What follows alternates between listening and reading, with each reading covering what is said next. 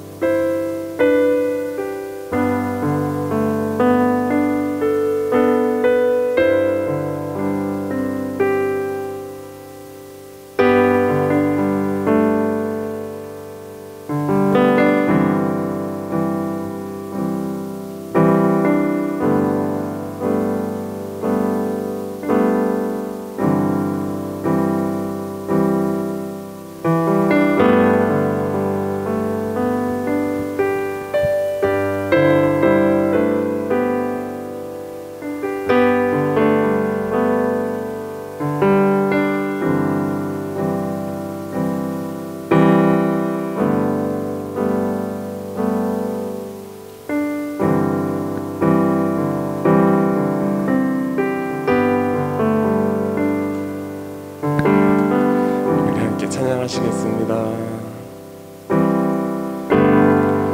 인생이 힘겨워 지친 몸과만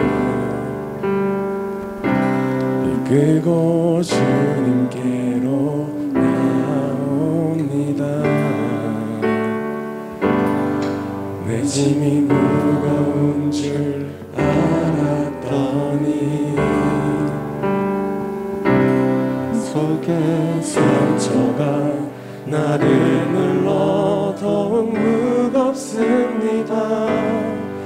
내 속에는 내가 스스로 만든 상처로, 그 상처로 나는 어디에도 쉴 곳이 없고, 피 흘리는 상처를 붙잡고 서서 주님을 봅니다. 오 주님, 주님을 봅니다.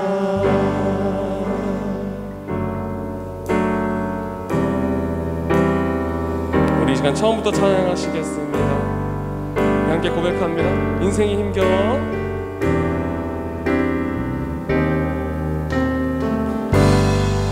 인생이 힘겨워 지친 몸과 마음 이끌고 주님께로 나옵니다. 내 짐이 무거운 줄 알았더니 내 속에 상처가 나를 눌러 더욱 무겁습니다. 내 속에는 내가 스스로 만든 상처로, 그 상처로 나는 어디에도 쉴 곳이 없고, 피 흘리는 상처를 붙잡고 서서 주님을 봅니다. 오 주님, 주님을 봅니다.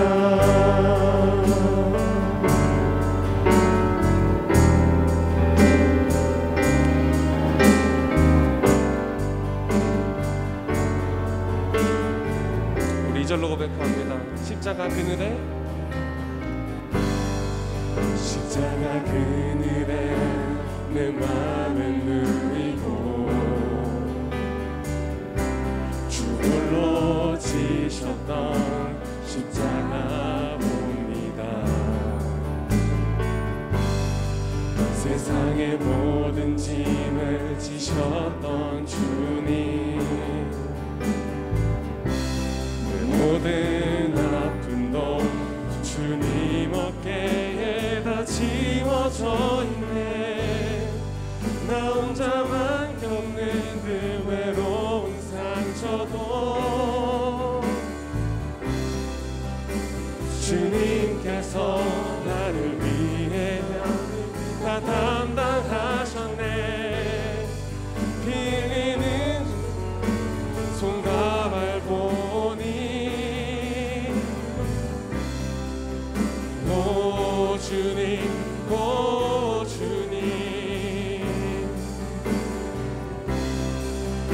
오 주님, 오 주님. 우리 한 번 더 고백합니다. 나 혼자만 겪는 듯 외로운 상처도 주님께서 이미 나를 위해 다 담당하셨네.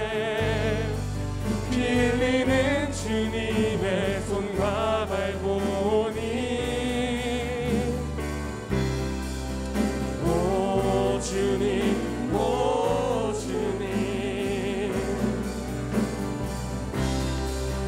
오 주님, 오 주님, 나는 충분합니다. 아멘. 우리 십자가로 충분하지요? 아멘. 우리 주님께 영광의 박수 올려드립시다. 우리 함께 신나게 찬양할 텐데 박수로 함께 찬양하시면 더 좋을 것 같아요. 네, 찬양합시다.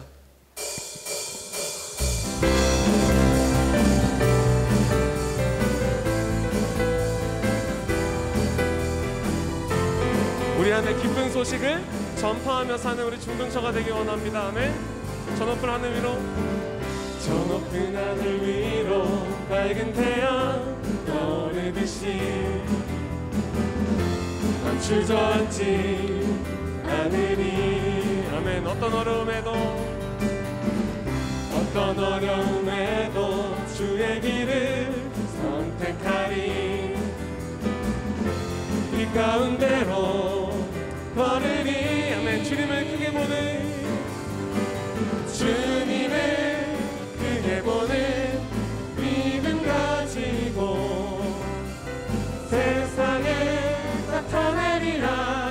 놀라운 주의 사랑을, 주의 꿈을 안고, 주의 꿈을 안고 일어나리라. 선한 능력으로 일어나리라. 이 땅의 부흥과 회복은 바로 나로부터 한 번 더. 주의 꿈을 안고 일어나리라. 선한 능력으로 일어나리라. 이 땅의 부흥과 회복은 바로 나로부터 시작되리. 아멘.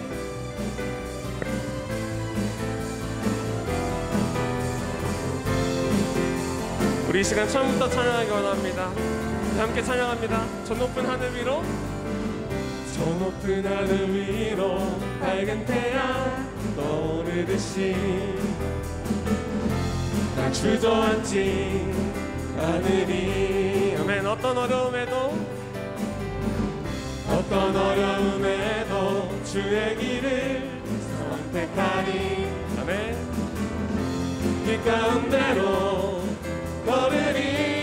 주님을 크게 보는, 주님을 크게 보는 믿음 가지고 세상에 나타내리라. 놀라운 주의 사랑을.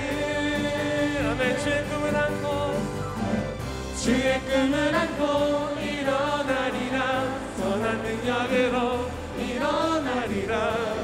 이 땅의 부흥과 회복은 바로 나로부터 시작되리. 주의 꿈을 안고 일어나리라. 선한 능력으로 일어나리라. 이 땅의 부흥과 회복은 바로 나로부터 시작되리.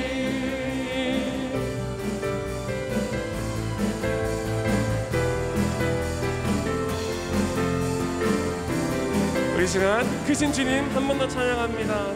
주의 꿈을 안고 주의 꿈을 안고 일어나리라. 선한 능력으로 일어나리라. 이 땅의 부흥과 회복은 바로 나로부터 시작되리. 주의 꿈을 안고 일어나리라. 선한 능력으로 일어나리라. 이 땅의 우리 마지막으로 고백합니다. 주의 꿈을 안고 일어나리라. 주의 꿈을 안고 일어나리라. 선한 능력으로 일어나리라. 이 땅의 부흥과 회복은 바로 나로부터 시작되리.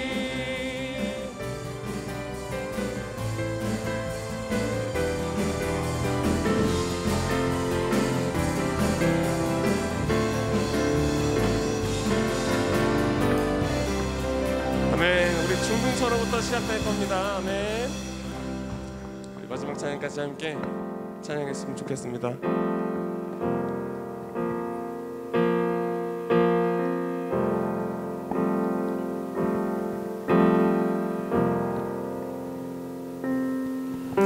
주 부르심 따라 예수 이름 부르며 나의 인생을 드렸네. 사람들 이해 못하고 결과 어떠하든지 주만 따라가기 원했네. 이제와 돌이켜보니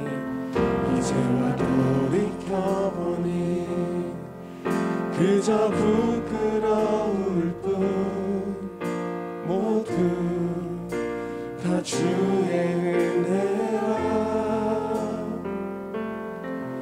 벼랑 끝에서 나를 주의 손이 이끌어 여기까지 인도하셨네. 아멘. 하나님 사랑 날 떠나지 않고 끝까지 사랑하셨기에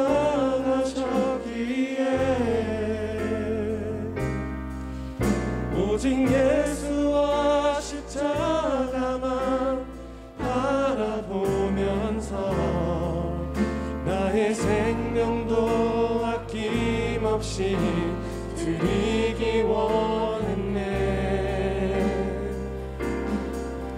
내 노래가 상한 영혼 일으켜 다시 살게 하는 노래가 되길.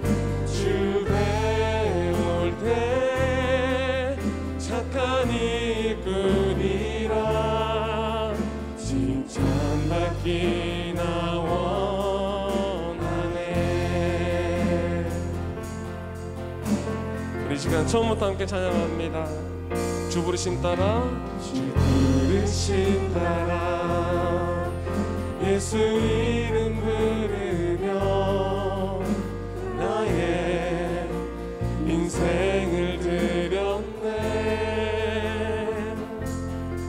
사람들이 이해 못하고 결과 어떠하든지 주만 따라가기 원했네. 이제와 돌이켜보니 그저 부끄러울 뿐 모두 다 주의 은혜라. 아멘.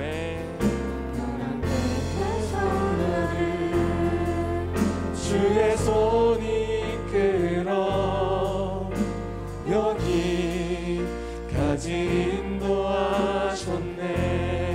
하나님 사랑 사랑 날 떠나지 않고 끝까지 사랑하셨기에 오직 예수와 십자가만 바라보면서 나의 생명도 아낌없이 드리기 원했네. 내 노래가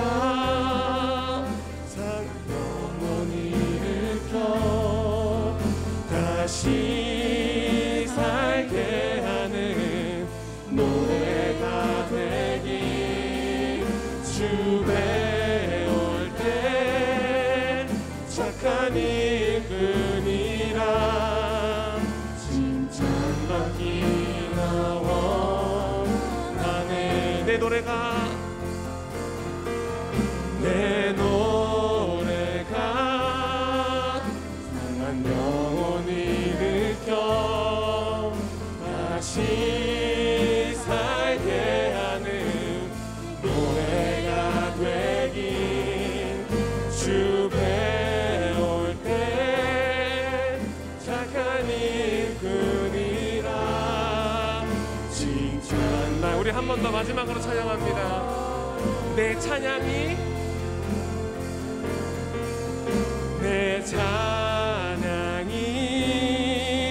상한 영혼 일으켜 다시 살게 한 찬양이 되길 주 배울 때 착한 이끈이라 칭찬받기나 원하네. 우리 이 시간 기도하며 나아갑니다. 기도하며 나아갈 때 우리의 삶이 이 끔찍한 죄인인 우리를 변하게 하신 그 크신 사랑을, 그 기쁜 소식을 우리가 그 크신 능력을 알고 그 능력을, 우리 기쁜 소식을 주변에 전하는 그런 전도하는 중등자가 되기 원합니다. 기도하고요. 두 번째로는 십자가를 붙들면서 이 인생에서 십자가 주님 한 분만으로 충분한 내 삶이 되길 원합니다. 이렇게 기도해 주시면 좋을 것 같아요. 예배를 위한 기도와 또 전도사님을 위한 기도와 이렇게 기도, 네 가지 기도 우리 함께 하시면서 나가겠습니다. 우리 기도하시겠습니다. 내 노래가 상한 영혼 일으켜 다시 살게 하는 노래가 되길 주 배울 때 착한 이끈이라 칭찬받기나 원하네. 아멘. 내 노래가 상한 영혼 일으켜 다시 살게 하는 노래가 되길 주 배울 때 착한 이끈이라 칭찬받기나 원하네. 내 노래가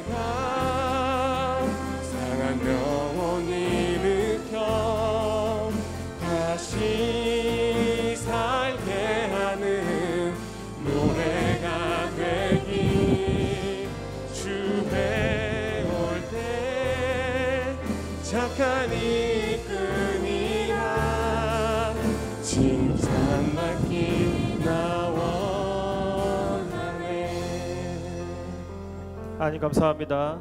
오늘도 우리 예배 자리 가운데 주의 마음을 알게 하시고 주의 능력과 은혜로 말미암아 주님께 붙들림 받을 수 있도록 도와주옵소서. 오늘 예배 가운데 주님께서 임재할 줄 믿고 감사드리며 예수님의 이름으로 기도드렸습니다. 아멘. 네. 여러분, 성전 건축을 위해서 우리 기도하고 있죠. 오늘 우리가 앞으로 어디를 가야 할지를 담임 목사님께서 발표하셨습니다. 우리가 이제 빠르면 10월, 11월 달에 여러분 혹시 왕십리 알아요? 왕십리? 왕십리 역에 있는 비트플렉스몰 이라는 곳에 우리가 10월 달부터 혹은 11월 달부터 가게 되었습니다. 우리가 임시성전 이제 이라고 불리는데 그 성전을 위해서 또 기도해 주시고 우리에게 또 소망이 있잖아요. 우리에게 아름다운 성전, 이 성전에 들어갈 때까지 그곳에서 뜨겁게 부흥할 수 있게 여러분이 함께 기도하면서 기대하는 마음으로 달려가도록 하겠습니다. 오늘 여러분 맥추감사절입니다. 맥추감사절 봉투가 우리 뒤에 준비되어 있을 거예요. 준비되어 있죠? 네. 맥추감사절 헌금을 할 친구들은 맥추감사절 봉투에 헌금을 해주면 우리가 그 헌금을 가지고 하나님께 영광을 돌리도록 하겠습니다. 네, 장학생 모집입니다. 여러분 중에 나는 장학금을 받을 만한 사람이 아니라고 생각해도 일단 신청하세요. 교회는 여러분에게 굉장히 열려 있어. 성적 아주 조금 볼 수도 있어. 성적 거의 무관할 것 같아요. 저 사람 생각할 때는 성적 무관하니까 여러분이 열심히 예배 자리에 나오고 있고 나는 하나님께 쓰임받을 만한 사람이다 라는 생각하면서 이 장학생 신청을 해주면 되겠습니다. 뒤에 있는 QR코드가 있거든요. 우리 뒤에 보면 게시판이라는 게 있어요. 몰랐지 너희들 2년 동안 다니면서. 자, 뒤에 게시판이 있는데 게시판에 QR코드가 우리 포스터가 있으니까 꼭 이것을 찍어서 신청을 해주면 되겠습니다. 오늘 선포될 하나님 말씀은 호세아 3장이 아니라 요나서 3장인데, 자, 호세아 3장 아니고 요나서 3장입니다.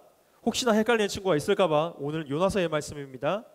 자, 하지만 내용은 똑같으니까 전생과 함께 교독을 해보도록 하겠습니다. 저는 먼저 읽겠습니다. 여호와의 말씀이 두 번째로 요나에게 임하니라. 이르시되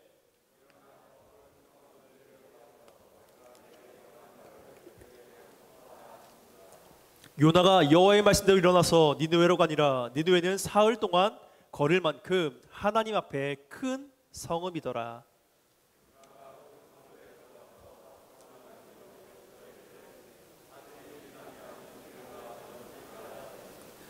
니느웨 사람들이 하나님을 믿고 금식을 선포하고 높고 낮은 자를 막론하고 굵은 베옷을 입은지라. 함께 읽겠습니다. 그 일이 니느웨 왕에게 들림에 왕이 보좌에서 일어나 왕복을 벗고 굵은 베옷을 입고 제 위에 앉으니라. 아멘. 여러분 이제 시험 끝났죠? 아니야? 아직 시험이 남아있어요? 그럼 더 잘 됐네요.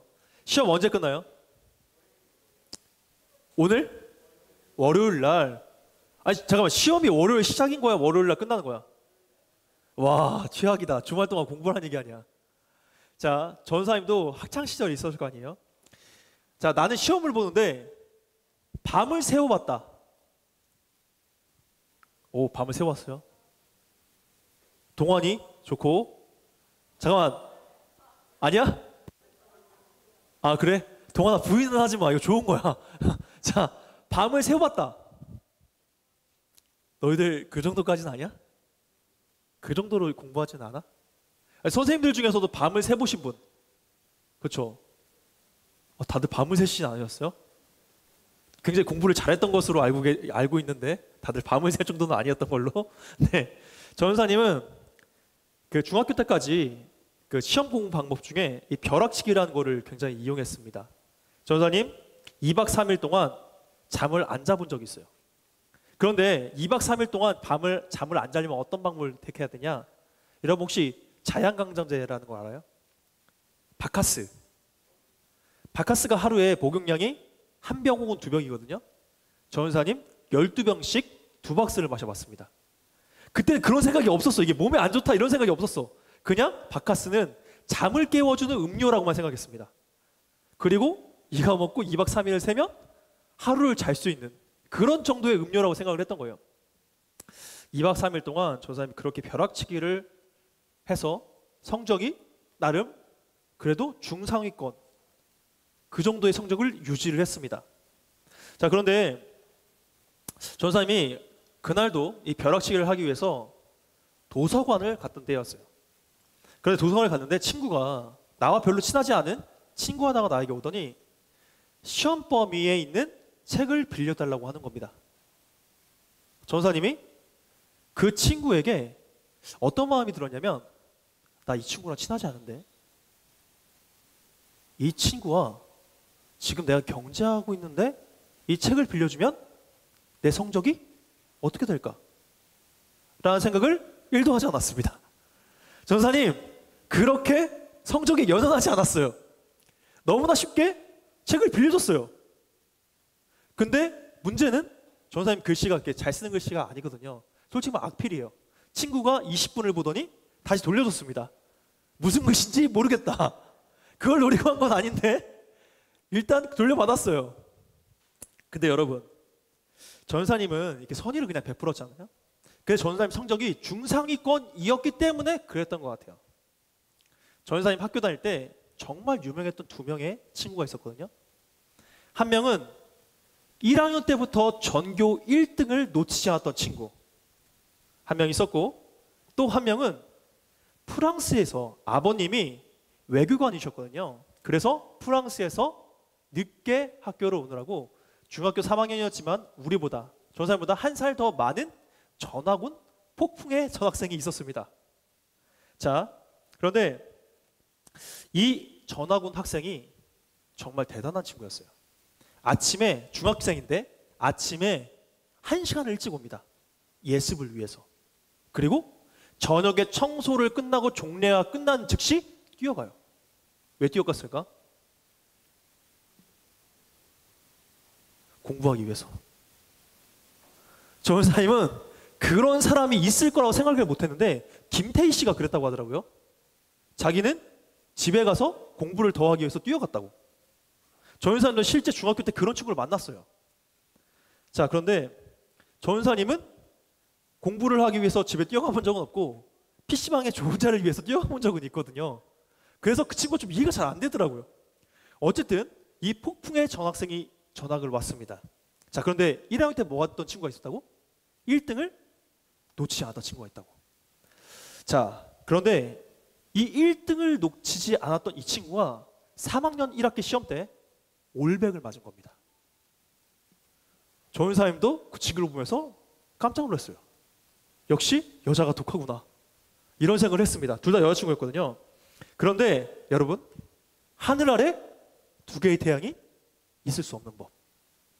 그 폭풍의 전학생은 무려 전체에서 하나를 틀려서 평균 99.5였나? 이렇게 해서 2등이 된 거예요. 드라마 같죠? 이거 전사님 지어낸 얘기가 아닙니다. 진짜 실제로 있었던 거예요. 한 명은 올백, 한 명은 평균이 99.5야. 이 99.5도 더 되겠다. 한 문제 틀렸으니까. 이 말도 안 되는 상황이 발생을 한 겁니다. 그런데 더군다나 이 2등을 하게 된 이 친구가 굉장히 마음이 상했나 봐요. 그 등수를 보고 눈물을 흘리더라고. 전사님, 약간 여기서 삶의 허탈감을 느꼈습니다. 어떻게 한 문제를 틀렸는데 울 수가 있나? 그 뒤로 이 99점을 받은 이 사람이 어떻게 변했냐면, 이 친구가 독한 마음을 품기 시작했어요. 이 친구가 어떤 소문이 돌기 시작했냐면 아침에 2시간 일찍 오는 겁니다. 그리고 이 친구가 수희 아저씨가 학교를 비우러 갈 때까지 공부를 한다는 소문이 학교에 전체에 퍼지기 시작했어요. 실제로 이 학생이, 이 친구가 집에를 안 가는 거예요. 여러분, 진짜 여고괴담에 나올 만한 이런 느낌 아닙니까 지금 이거? 소름 돋잖아요. 그리고 이 친구가 고백하기를 자기는 집에 가서 교복을 안 벗는데 긴장이 풀릴까 봐. 그래서 교복을 입은 채로 공부를 해서 자기가 잠들기 전까지 교복을 입고 있다는 거예요. 전사님, 이 이야기를 들으면서 소름이 돋더라고요. 그리고 그 다음 시험, 기말고사, 어떤 일이 발생했냐? 어떤 일이 발생했을까요? 이 친구가 올백을 맞았습니다. 그리고 3학년 졸업할 때까지 1등 1등을 놓치지 않는 거예요. 자, 근데 1학년 때부터 이 3학년 때까지, 1학년 때부터 2학년 때까지 전교 1등을 한 친구가 있잖아요. 1등의 자리를 빼앗긴 친구가 있잖아요. 근데 이 친구는 전사에 봤을 때 그렇게 독한 친구가 아니에요. 집에 가서 어떨지는 모르겠지만 굉장히 우리와 대화도 자주 하고 굉장히 그 학교에서 되게 인기 있는 사람 있잖아요. 공부도 잘하는데 인간미도 좋은, 공부할 때 공부하고 놀 때 노는 친구였던 거예요. 이 친구가 인기가 많았거든요.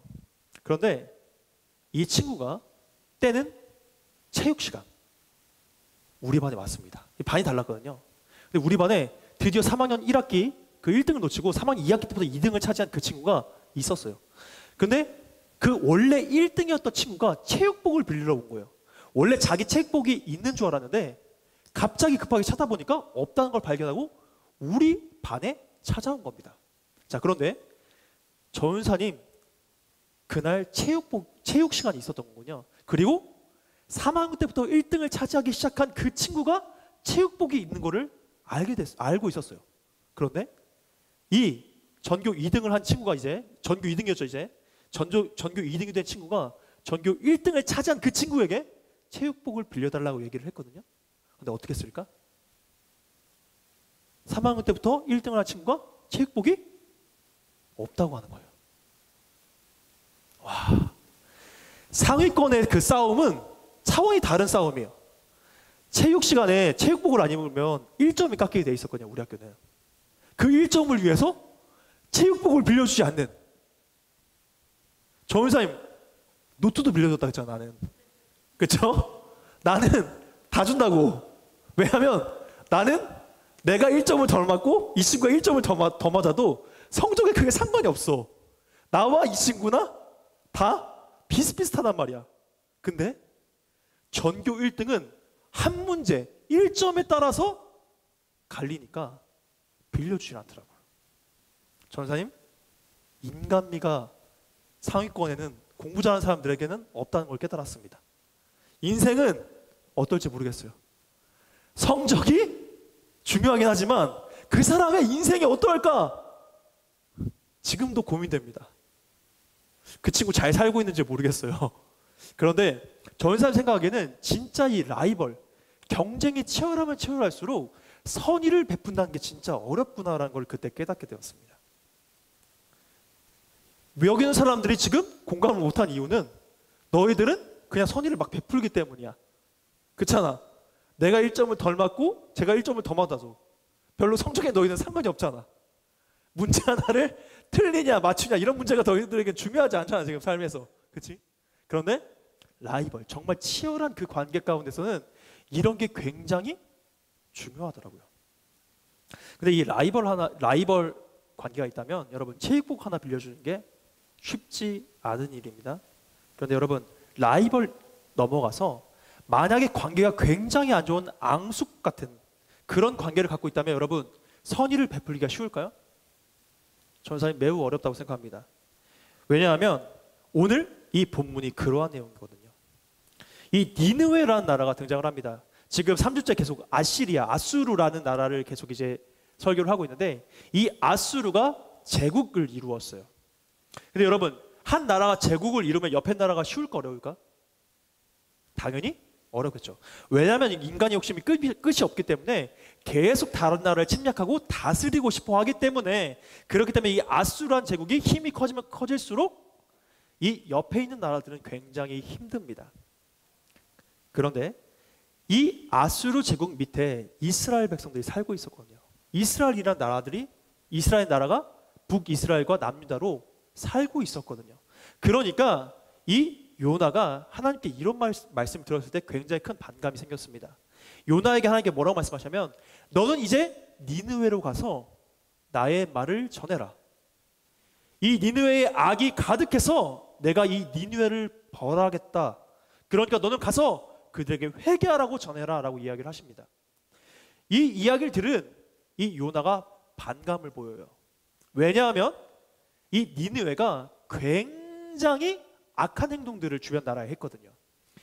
이 니느웨가 이 아수르 제국의 수도였어요.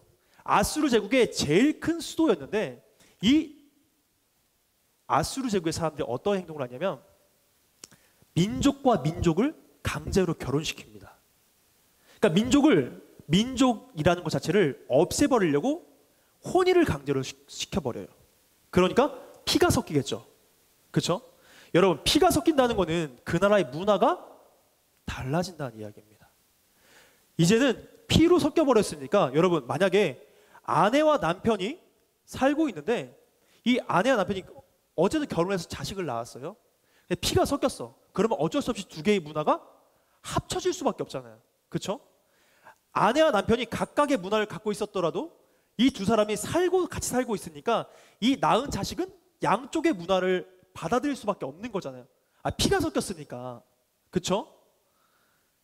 이러한 일들을 행하니까 이스라엘 사람들은 이 아수르 사람을 극혐할 수밖에 없어요.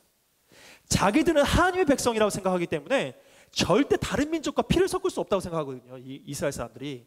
그런데 강제적으로 피를 섞어버리니까 이스라엘 사람들에는 용서할 수 없는 사람들이 바로 이 아수르의 사람들이었습니다. 이 이야기를 듣자마자 요나가 하나님의 얼굴을 피하려고 이 아수르 제국과 반대에 있는 다시스라는 곳을 가기를 원해서 욥바라는 항구로 갑니다. 그런데 이 욥바라는 항구를 통해서 이 배를 타고 다시스로 가던 중에 하나님께서 풍랑을 만나게 하십니다. 요나는 만약 자신이 하나님이 명령하신 그 명령을 따라서 이 아수르에 가면 그 사람들이 혹여나 회개를 하면 지금까지 자신들을 괴롭혔던 그 사람들이 다시금 벌을 받지 않고 살아갈 것을 염려했던 거예요. 도저히 이 요나 입장에서는 그거를 눈뜨고 볼 수가 없었던 거예요. 아니, 감히 너희 아수르가 하나님의 은혜를 받아? 안 되지, 이러면서 도망을 갔던 겁니다. 회개하기를 원하지 않았던 거예요. 그리고 이 배 밑에 깊은 곳으로 가서 그가 잠을 잡니다. 그러나 하나님을 피할 수 있을까 없을까? 하나님을 피할 수가 없지. 하나님께서 이 요나에게 큰 바람을 보내세요. 그리고 이 배가 깨어질 것 같은 위기가 이 배에 닥칩니다. 그러니까 원래 뱃사람들이 여러분 미신을 많이 믿잖아요. 뱃사람들이 미신을 많이 믿는데 뱃사람들이 이 바람이 심상치 않음을 보고 신이 노했다고 생각해서 이 제비뽑기를 합니다. 누굴 제물로 바칠지를. 근데 여러분, 지금 누구 때문에 이 바람이 부는 거예요? 요나 때문에 바람이 불었으니까 당연히 제비뽑기를 하니까 요나가 뽑혔습니다. 그래서 하나님의 진노를 산 요나가 바다에 던져져요. 그리고 이 바다에 던져진 요나를 큰 물고기가 삼켜버립니다. 요나가 이 물고기 뱃속에서 사흘간 있었다라고 성경은 기록해요. 그리고 이 사흘 동안 있는 동안 요나가 회개를 합니다. 회개를 한다고 하니까 하나님께서 이 물고기를 통해서 이 요나를 육지에 뱉게 만들어 주셨어요. 그리고 이 육지에 올라온 이 요나가 억지로 하나님의 말씀을 니느웨에 가서 정하게 됩니다. 자, 그런데 이 요나 인성이 문제 있는 사람이에요. 회개한다고 했어도 인성이 많이 바뀌지 않은 인성에 문제 있는 사람입니다. 자, 이 니느웨라는 곳이 어떠한 성읍이었냐면 사흘길을 걸어야지 다 돌 수 있는 성읍이라고 성경은 기록하고 있습니다. 이 성경학자들이 뭐라고 이 연구를 했냐면 이 성벽의 길이만 96km, 어마어마하죠. 그리고 그 성벽에 세워져 있는 탑만 1,500개가 되었다고요. 그리고 성벽의 위로 이 마차가 3대가 동시에 다닐 수 있는 성벽이었고 그곳에 살고 있는 인구가 60만 명. 이 당시 고대로는 상상할 수 없는 어마어마한 크기의 성읍이었다고 기록하고 있습니다. 이 성경학자들이. 그런데 이 요나가 얼마나 별로인 사람이냐면 여러분 사흘길을 돌아야지 여기를 다 돌 수 있다고 했잖아요. 요나가 하루만 이 니느웨 성읍에 가서 말씀을 전합니다. 니느웨가 무너집니다. 40일 뒤에 니느웨가 무너집니다. 라고 이야기를 합니다. 여러분, 요나가 성의 있게 전했을까? 이 말씀을? 여러분 40일 뒤에 하나님이 진노하실 겁니다. 여러분 회개하십시오. 이렇게 전했을까? 전사님 생각했을 때는 절대 그렇게 전하지 않았을 거예요. 요나 적어도 손 넣습니다. 손에. 그리고 이렇게 걸어다닙니다. 회개하십시오. 회개해야 됩니다. 이러고 다녔을 확률이 전사님 생각할 때는 그의 성격을 봤을 때 99.9%입니다. 그런데 여러분 놀라운 일, 이 한마디를 전했는데 니느웨 사람들이 회개하기 시작한 거예요. 니느웨 사람들이 이 한마디를 듣고 그냥 조금 회개한 게 아니라 지위가 낮은 사람부터 심지어 왕에게 이르기까지 모두가 나와서 회개를 했다는 겁니다. 자, 여기서 중요한 사실은 하나님의 말씀은 전하는 사람이 중요한 게 아니라 받는 사람이 중요하다.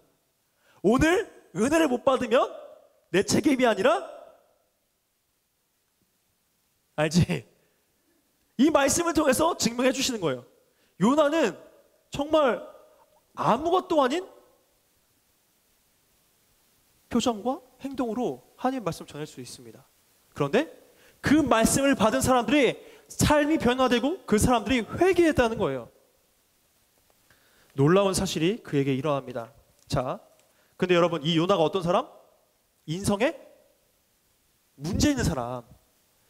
니느웨 사람들이 회개하니까 이 요나가 화가 났어요. 하나님께 따집니다. 하나님, 어떻게 은혜가 이들에게 임합니까? 저들 지금 가라 마셔도 시원찮은 사람들입니다. 민족과 민족을 섞고 다른 나라들을 쳐들어와서 악랄한 짓들을 반복했던, 그래서 제국을 만들었던 사람들입니다.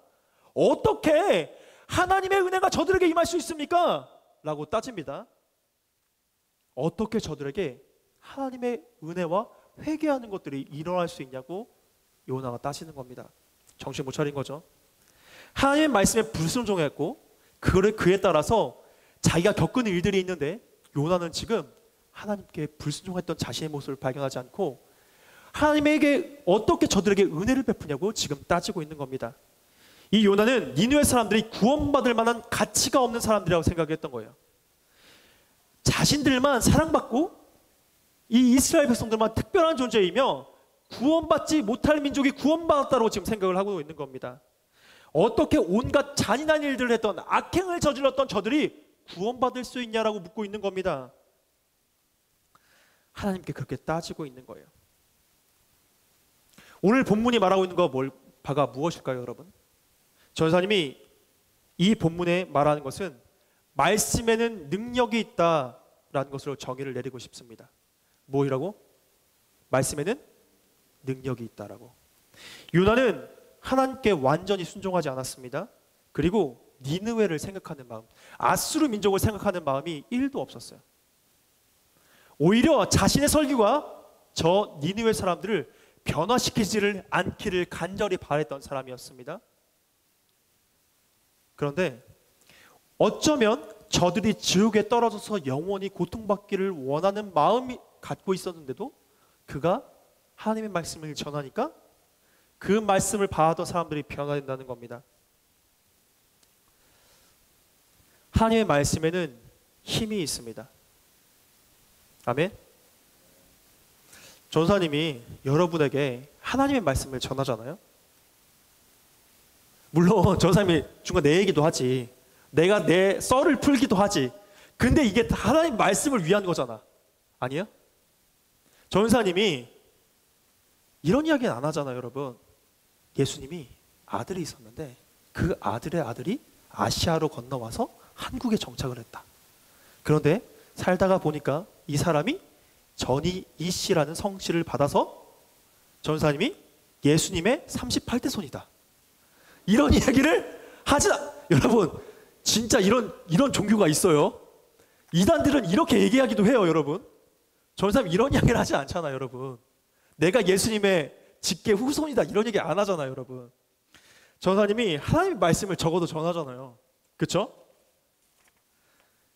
그런데 그 힘이 있는 말씀을 받는 사람이 너희들이라서 문제가 발생할 수도 있겠다.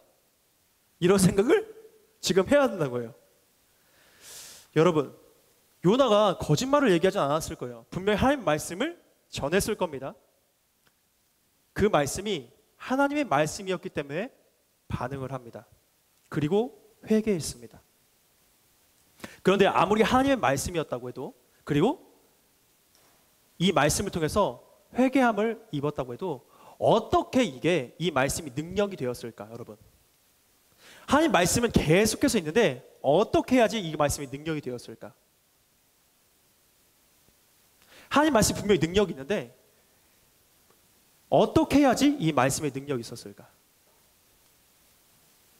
요나가 그 말씀을 선포했을 때 능력이 나타났습니다. 하나님 말씀은 계속해서 우리의 삶 가운데 있어요, 옆에서. 그런데 선포하지 않으면 이 말씀이 능력이 되지 않는다는 거예요. 또한 우리는 말씀을 전해야 할 의무가 있습니다. 왜냐하면 하나님도 세상을 사랑하시기 때문입니다. 하나님이 자신의 능력을 세상에게 보여주고 싶지 않으면 보여주시지 않았을 거예요. 그런데 하나님도 세상에 있는 영혼들을 사랑하기 때문에 그 말씀의 능력을 보여주시는 겁니다. 우리가 선포할 때에 하나님 말씀이 나타나고, 나타난 이유는 하나님이 그 선포되는 말씀을 듣는 세상의 사람들도 사랑하시기 때문입니다. 전사님이 이 중두처 설교가 말릴 때가 있어요. 한 명, 두 명 잠드는 친구를 볼 때 전사님이 설교가 말립니다.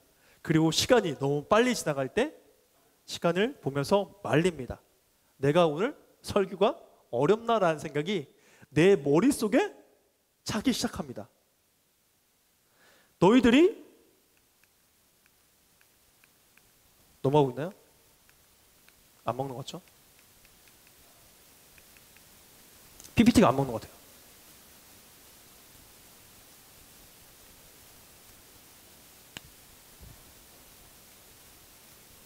이런 표정, 우린 안 될 거야 아마 하는 자포자기한 말씀을 포기하는 듯한 느낌을 전사님께 표정으로 줄 때, 마스크를 쓴다고 해도 그 표정이 안 보이지 않거든요. 저는 다 보입니다. 그 표정을 줄 때, 네, 넘어가도 돼요. 네, 표정을 줄 때 전사님 설교가 말릴 때가 있습니다. 이 표정을 지으면 내 마음속에 설교를 빨리 끝내야겠다는 생각이 자연스럽게 들어요. 오늘 휘원이가 전사님 지난주 설교 너무 길었어요 라고 얘기할 때 오늘 말씀을 좀 짧게 해야지라는 마음이 내 마음속에 자연스럽게 듭니다. 그런데 그럼에도 불구하고 여러분, 말씀에는 힘이 있습니다. 지난주에 청년 한 분이 전사님께 이런 얘기를 하더라고요. 전사님 지난주 말씀이 너무너무 좋아서 자기 주변에 있는 청년들에게 공유했어요 라는 이야기를 전사님께 해줬습니다. 그거 봤을 때 내가 문제가 아니라 너희가 문제인 것 같은, 난 잘하고 있다 이런 생각이 좀 듭니다. 자, 이에요. 근데 사실 전사님 요즘 이 설교 준비하는데 시간이 점점 길어져요. 일주일 내내 말씀을 준비하는데 안 써질 때가 너무나 많이 있습니다. 여러분, 창작의 고통 알아요? 창작의 고통. 전사님 어제 토요일 날 저녁에 겨우 설교가 마무리가 됐어요. 일주일 내내 정말 한 글자도 안 써진 날이 있더라고요. 내가 하나님의 말씀을 대원하는 사람인데 설교가 안 써져요. 정말 머리를 쥐어뜯게 되고 달리기도 해봤다가 산책도 해봤다가 옆에 사람이랑 얘기도 해봤다가 과자도 먹어봤다가 물구나무도 서보거든요. 이게 나의 일상이야. 누군가가 글을 쓸 때 물구나무를 서보면 피가 머리에 솟아서 글이 잘 써진다는 이야기를 해주더라고요. 미신인 것 같은데 정말 전사님이 너무 설교가 안 나오니까 그것도 해봤습니다. 찬물에도 들어가 보고 뜨뜻한 물에도 샤워도 해보고 편한 자세로 누워도 보고 책도 읽어봤어요. 설교가 안 나와. 정말 미쳐버릴 것 같아요. 더 미치겠는 건 내 마음속에 이런 마음이 든다는 겁니다. 이건 창작물이 아니잖아요. 하나님이 분명히 말씀하고자 하는 것들이 나에게 있을 텐데 왜 하나님은 나에게 말씀하시지 않는가? 지금 당장 내일, 저는 어제 설교 5시에 끝났거든요. 4시 반? 이 정도에 끝났거든요. 당장 내일 설교해야 되는데 설교가 안 나와. 정말 미쳐버릴 것 같아. 이렇게 해서 저는 이런 생각도 했어요. 하나님, 이렇게 설교 안 나오면 설교 준비 안 하겠습니다. 내일 나에게 말씀해 주십시오. 더 이상 못 하겠습니다. 글이 안 써집니다. 하나님, 이거 글이 아니라 설교인데 하나님, 나 진짜 너무 안 될 것 같습니다. 지금 선생님들께 빨리 내일 설교의 내용을 알려드려야 되는데 설교가 너무 안 나와서 미쳐버릴 것 같습니다. 하나님, 이런 기도도 한 적이 있습니다. 그런데 전사님이 이런 생각이 들으면서 내 마음속에 의심이 생깁니다. 정말 이게 하나님의 말씀인가? 정말 이게 내가 하나님의 말씀을 전하고 있는 건가? 정말 하나님의 말씀을 내가 받는 사람이라면 이렇게 설교가 안 나올 수 있나? 이거 내가 하고 싶은 말을 하는 게 아닌가?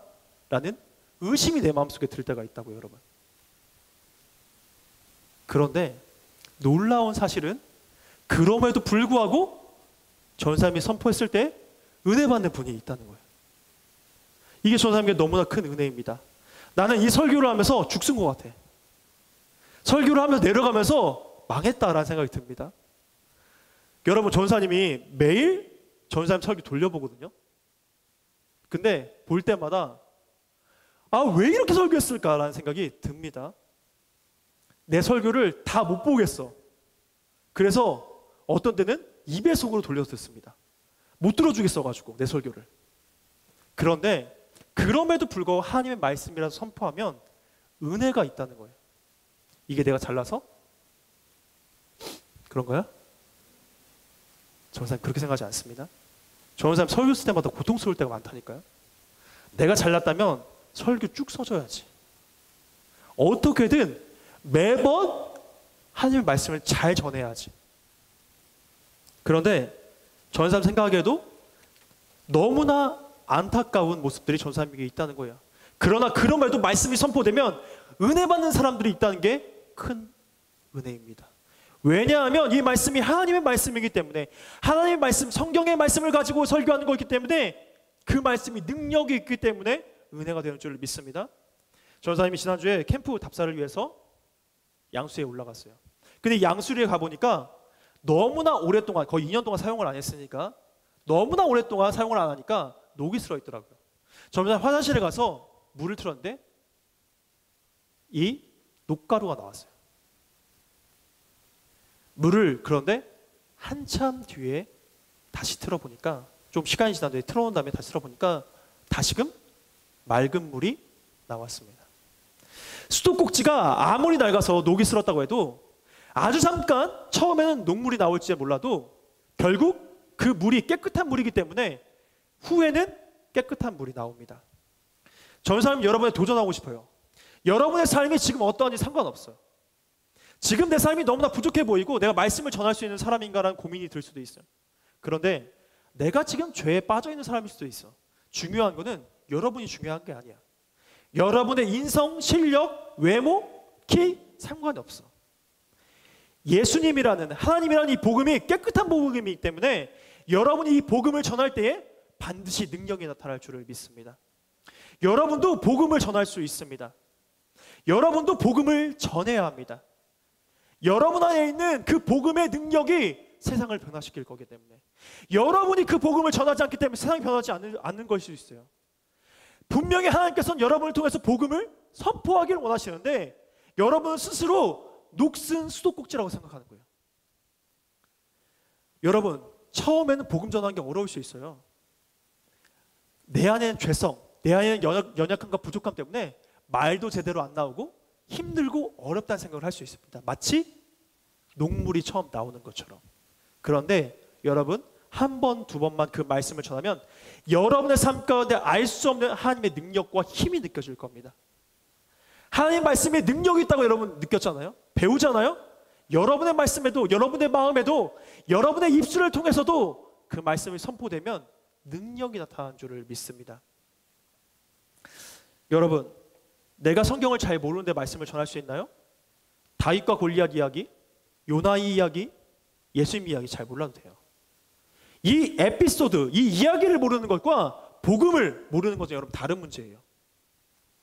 여러분, 성경의 내용들을 많이 몰라도 괜찮아. 그런데 여러분 예수님은 알잖아요. 복음은 예수 그리스도거든요. 복음은 예수님이 우리의 죄를 위해서 십자가에 못 박혀 돌아가셨다. 그리고 부활하셨다. 이게 다예요. 그러므로 여러분, 복음을 모르는 것과 성경의 이야기를 모르는 것을 여러분 구분지어야 합니다.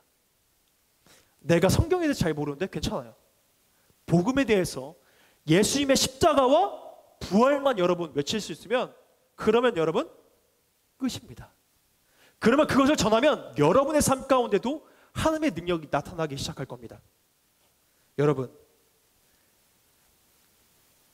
세상은 지금 죽어가고 있다고 얘기했죠.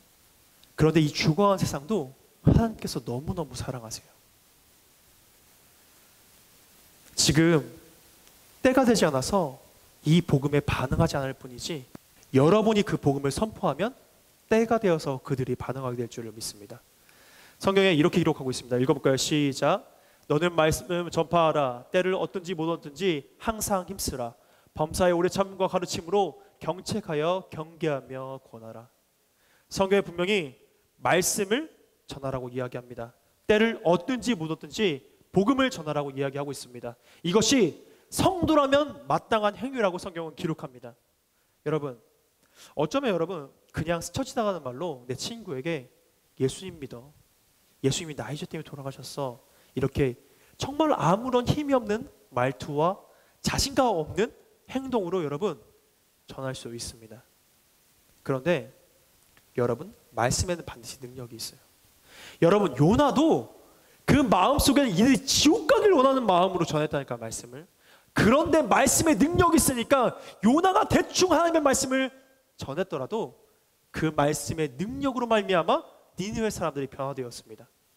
여러분, 하나님이 세상을 사랑하세요. 여러분만 사랑하는 게 아니야. 그리고 그 사랑하는 세상을 위해서 여러분이 나가서 그 복음을 전하기를 원하십니다. 하나님의 사랑을 아는 너희가 가서 세상에게 전해라. 그게 너희의 마땅한 바다라고 성경은 기록합니다. 여러분, 우리 이번 주에 그 누구에게라도 복음 한번 전해봅시다. 복음이란 게 여러분 어려운 게 아니라고 했잖아요. 예수님 믿으세요. 이 말 한마디도 괜찮아요. 이 말 한마디에 능력이 있음을 여러분 믿으세요. 내 삶이 녹슬어서 어쩌면 이 수도꼭지 돌리는 게 너무 힘든 일일 수도 있어요. 한 번도 복음을 전해보지 않아서 주의 말씀대로 내가 무언가를 도전해본 적이 없어서 마치 13년 동안, 14년 동안, 15년 동안, 30년, 34년 동안 돌리지 않은 수도꼭지처럼 아주 빡빡하게 여러분 복음 전하는 게 어려울 수 있습니다. 녹이 낄 대로 껴서 움직이지 않는 이 수도꼭지처럼 여러분의 입이 떨어지지 않을 수가 있어요. 그런데 물이 한 방울, 두 방울, 세 방울 떨어질 때까지 이 수도꼭지를 돌리잖아요. 그러면 시간이 조금만 지나면 그 수도꼭지 안에 들어있는 깨끗하고 맑은 물이 흘러나올 겁니다.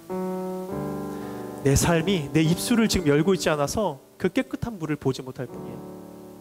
전사님이 예전에 거지연도 여행을 가서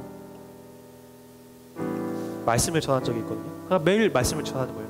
그런데 전사님이 정말 저 사람은 내 말을 듣고 있지 않다라는 생각을 한 여자분을 만났어요. 전사님이 그 여자분 옆에서 이렇게 걸어왔거든요. 어디까지 가세요? 라고 물어봤거든요. 정류장까지 간대요. 제가 혹시 제가 믿는 예수님에 대해서 전하고 싶은데 같이 걸어가도 될까요? 전사님 외모가 마음에 들었는지 같이 가도 되겠냐고 물어봤을 때 대답을 안 하더라고요. 대답을 안 하면 보통 긍정이잖아요. 그렇죠? 무시한 거라고 생각하지 않았습니다. 그래서 전사님 옆에 가서 제가 사실 예수님 만나기 전에 너무 불행한 삶을 살았거든요. 제가 예수님 만나기 전에는 저도 어쩌면 자매님처럼 너무나 세상 속에서 있었던 사람이었거든요. 제가 예수님을 만날 때 제가 이 술집에서 예수님을 만났거든요. 제가 예수님 이렇게 만났어요 라고 제가 고백했었어요. 그런데 놀라운 일이 벌어졌습니다. 처음에 제 얘기 대꾸도 안 하던 이어폰을 끼고 있었거든요, 그 자매님. 근데 그 자매님이 걸음이 점점 느려지는 거예요. 저기 정류장까지 가야 되는데 이 자매님의 걸음이 점점 멀어져요. 점점 늦어져요. 그리고 이 자매님이 정류장을 얼마 남겨두지 않은 채로 이렇게 옆에 탁 서더라고요. 저 사람이 이렇게 한참 얘기하고 이렇게 전에 가고 있는데 가다가 멈추니까 다시 왔어요. 이렇게. 그리고서 얘기를 이어갔습니다. 그리고 이 자매님이 그러면 예수님 알려면 어떻게 해야 돼요? 라고 저에게 물어보더라고요. 저는 깜짝 놀랐어요. 이 자매님이 나의 이야기를 듣고 있다고 생각을 아예 안 했거든요. 이어폰을 끼고 있고 핸드폰을 보면서 걸어가고 있었거든요. 이 사람이. 그런데 딱 이어폰을 벗고서 얘기하더라고요. 어떻게 해야 돼요? 그래서 전사님이 그때 연기되었던 교회를 소개시켜주면서 여기에 예배에 나오면 이곳에 주일날 10시까지 오시면 이 복음을 들을 수가 있습니다 라고 얘기했습니다. 그랬더니 그 자매님이 네, 제가 한번 들어보고 싶어요 라고 이야기를 하더라고요. 나는 내 마음속에서 예수님을 전하면서 이 사람은 진짜 안 듣겠구나. 이 사람은 내가 아무리 가도 날 그냥 진짜 무시하고 있구나 라는 생각을 할 수밖에 없었거든요. 그냥 옆에 서서 하나의 그것도 미션이니까 내가 이걸 하기 위해서 여기 왔으니까 그냥 이렇게 얘기하다가 나는 다른 곳으로 가야지 라는 생각을 했습니다. 내 마음속에는 그 사람에 대한 사랑이 전혀 없었어요. 이 사람이 내 말을 듣고 있다는 생각도 해본 적이 없어요. 그리고 하나님의 말씀이 능력이 있다는 것도 어쩌면 내 마음속에 믿지 않았습니다. 그런데 그 자매님이 고백하더라고요. 내가 들어보고 싶다. 당신이 얘기하는 그 분을 내가 한번 만나봤으면 좋겠다고 얘기를 하시더라고요. 저는 그때 느꼈습니다. 전하는 내가 잘한 게 아니라, 전하는 내가 의심 없이 전한 게 아니라 의심하고 부족하고 연약함 속에서 전했는데, 그런데 하나님 말씀에 능력이 있구나.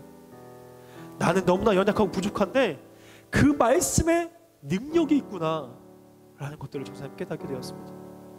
우리 친구들도, 여기 있는 모든 사람도 주의 말씀을 전하다 보면 알게 될 겁니다. 하나님의 말씀의 능력이 얼마나 대단한지를.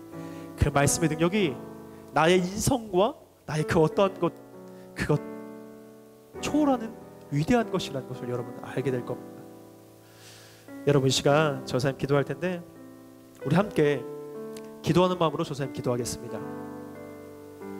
두 손을 모으고 기도하겠습니다. 하나님, 우리 죽는 저 지금 말씀을 들었습니다. 어쩌면 14년, 15년, 16년의 세월 동안 주님의 복음에 대해서 한 번도 얘기해보지 않은 주님 꽉 잠긴 수도꼭지와 같은 삶을 살았을지 모릅니다. 지금 그 수도꼭지를 조금 열어보기를 원합니다. 처음에는 뻑뻑하고 처음엔 열리지 않을 것 같고 힘을 줘봐도 그 물이 나오지 않는 것 같아서 실망스럽고 나는 고장났나 보다 라는 생각을 할 수도 있습니다. 그러나 주님, 그 마음 가운데 포기하지 않는 마음을 주사 주님 깨끗한 물이 내 안에 있음을, 나를 통하여서 그 말씀이 선포될 때에 세상을 살리는, 세상을 찢기게 하는 능력이 있음을 깨달아지게 하시고, 세상 사람들, 더러운 곳에 가득한 사람, 또 주의 말씀에 목마른 사람들이 주님 물을 통하여서 그 물을 마음껏 먹고 그 물로 말미암아 씻을 수 있도록 도와주옵소서. 우리의 삶 가운데, 우리 입술 가운데 함께 할 줄 믿고 감사드리며 한 주간 동안 누구에게라도 복음을 전할 중초 되길 원하며 예수님의 이름으로 기도드렸습니다. 아멘. 감사합니다. 우리 하나님의 영광의 박수 올려드리겠습니다. 네, 우리 퀴즈엠 바로 시작하겠습니다.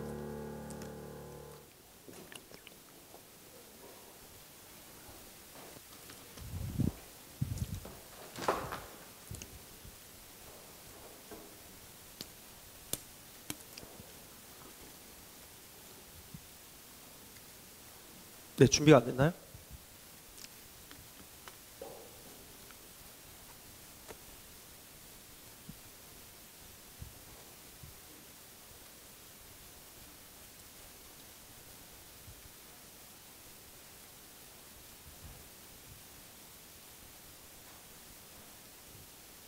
네. 초록색 화면이 뜨는데 번만. 버튼을 다 누른다고 되는 건 아니야. 자, 네. 그 저기 키 입히셨나요? 네, 꺼도 됩니다. 네. 키를 끄니까 되는데. 네, 좋습니다. 복제. 자, 585795입니다. 585795. 오늘은 여러분 좀 빨리 진행을 해야 돼서 5문제만을 준비했습니다. 여러분, 그리고 2번 문제 꼭 신경 쓰세요. 2번 문제 한번 생각해야 돼. 1차원적인 문제가 아니야. 2번 문제 한번 생각해야 됩니다. 저는 얘기했어요. 굉장히 어려울 수 있습니다. 2번 문제. 오늘 2번 문제를 맞추는 사람에 따라서 아마 승패가 갈릴 것 같아요.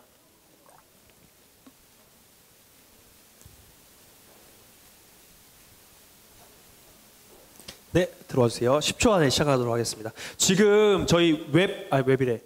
줌에 몇 명 있죠, 동원아? 34명? 지금 34명 있어? 그래, 아까 44명이었는데. 네, 좋습니다. 자, 10, 9, 8, 7, 6, 5, 4, 3, 2. 자, 우리 소방쌤 오늘 보너스 등수 두 분 불러주세요. 오, 75명. 27.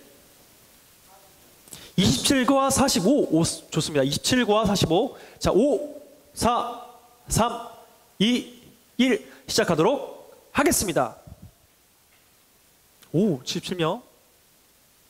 전체 화면 옆에 있는데. 아시리아의 수도는 어딜까요? 저는 헷갈릴까봐 여러분 왜까지 적어줬습니다. 여기 이거 적어야 돼. 세 글자 여러분. 왜까지 적어야 돼. 왜까지?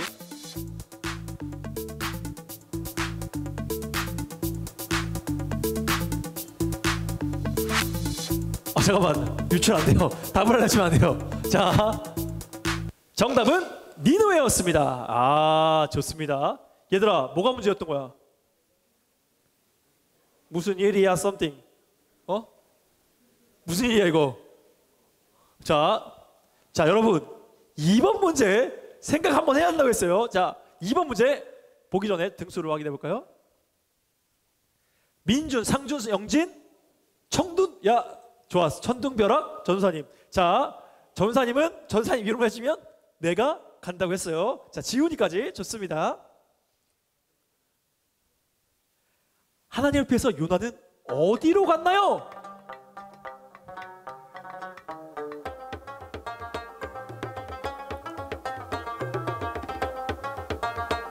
어디로 갔나요? 여러분, 어디로? 자,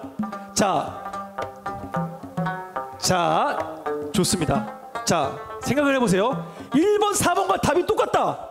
그렇다는 건 1번, 4번이 답이다, 아니다? 아니다라는 얘기잖아. 내가 잘 생각을 했지. 다시스로 가려고 해서 요빠라는 항구로 갔다고. 여러분, 다시스로 도착했을까 못했을까? 요나가 중간에 풍랑을 만났으니까 절대 다시스로 갈 수가 없지.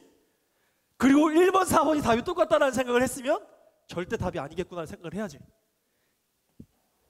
너희가 공부를 이게 다 중상위권이라서 그래. 최상위권은 여기까지 생각한단 말이야. 자, 요빠 이 14명 궁금합니다. 굉장히 어려운데 14명 보겠습니다. 1학년 봐 누구야? 민준이? 좋아. 영원아 무슨 일이야? 이거 네가 네 머리로 생각한 거야? 아니 옆에서 누가 가르쳐 준 거야? 영원히 좋고. 심대 선생님, 재수쌤 어디 계세요? 와, 역시 유리랑 지훈이, 야, 이걸 생각했단 말이죠. 좋습니다. 자, 다음 문제로 넘어가겠습니다. 요나는 물고기 뱃속에 며칠 있었을까요? 얘들아, 알지? 알지? 얘들아, 사흘 알지? 설마 사흘 알지? 나 이거 모를 거라 생각 안 한다. 자, 정답은 3일. 사흘이 4일인 거라고 생각하는 친구들 없기를. 와, 소름 돋는다. 자, 확인해 보도록 하겠습니다. 정준이, 역시 민준이, 영원이, 영진, 소망쌤까지 1, 2, 3, 4, 5등을 차지했습니다. 다음 문제 넘어가도록 하겠습니다. 자, 이거 어렵습니다, 여러분. 니느웨의 성에 대한 설명입니다. 무엇일까요, 여러분?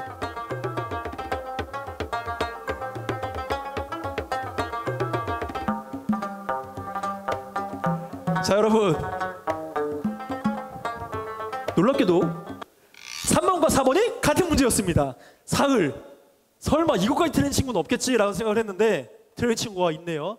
사흘 동안 걸을, 3일 동안 걸을 만한 그런 거리라고 얘기를 했습니다.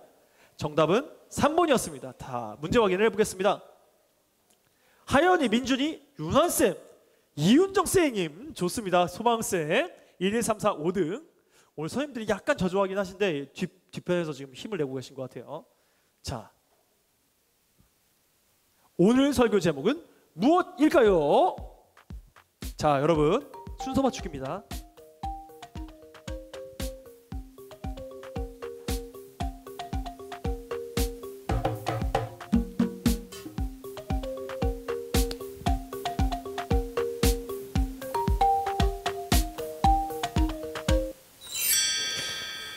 자, 정답자 확인해 보도록 하겠습니다. 다음, 규원이, 상록, 소망쌤, 5반 민준이, 그 다음에 서진이까지. 자, 최종 독서를 확인해 보도록 하겠습니다. 신상 선생님, 김영수 선생님, 박민준, 민준이까지 1, 2, 3, 3등을 차지했고요. 랭킹 더보기 눌러야 돼. 랭킹 더보기. 다음 절대 누르면 안 되고 랭킹 더보기.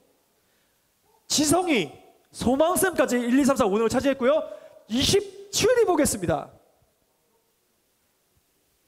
27위는 신영이, 신영이 오랜만에 나왔는데. 자, 그 다음 몇 번이었죠? 45, 하민이 맞나요? 45 맞아? 좋습니다. 여기까지 하겠습니다. 자, 분만급으로 들어가도록 하겠습니다.